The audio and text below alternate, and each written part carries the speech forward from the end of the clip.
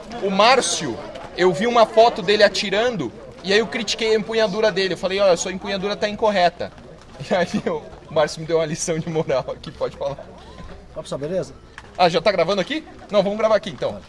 Boa tarde, guerreiros. Paulo Birinski aqui com mais um episódio do canal Projeto Policial. Hoje eu tô aqui com o Márcio, nosso convidado aqui no curso de tiro. Bom, o que aconteceu? Como que a gente se conheceu? Eu vi uma foto do Márcio num grupo de WhatsApp, né? E aí eu olhei a empunhadura e falei assim, olha, essa empunhadura não tá legal. Ele tava tirando super rápido. Eu falei, olha, essa empunhadura não tá legal. E aí o Márcio me explicou qual que era a empunhadura que ele tava fazendo. E aí, Márcio? Bom, fala pessoal, beleza?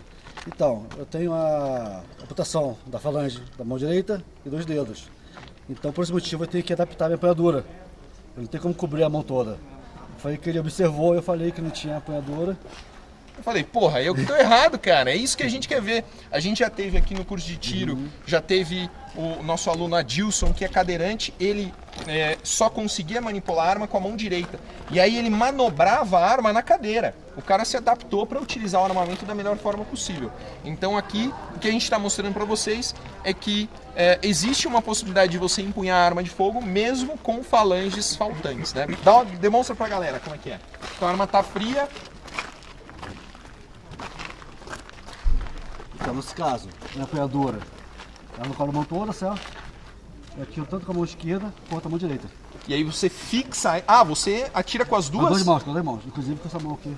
E aí, olha só, ele fixa a empunhadura, ele mantém a firmeza da arma, utilizando a mão que seria a mão de apoio aqui atrás e aumentando a firmeza na empunhadura. Então, extremamente preciso, participou do nosso curso de tiro aqui, atirou muito bem hoje e agora vai participar da competição. Ó, competição final, hein? Vamos lá? Vambora.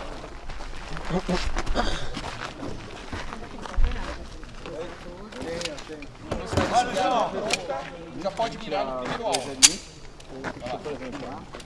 Fazendo jada no primeiro alvo, lembra? 1, 2, lá em cima. Com calma, que pode pegar, que a maioria é. Então acerta pra você que já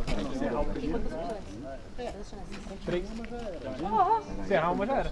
Tiradores prontos!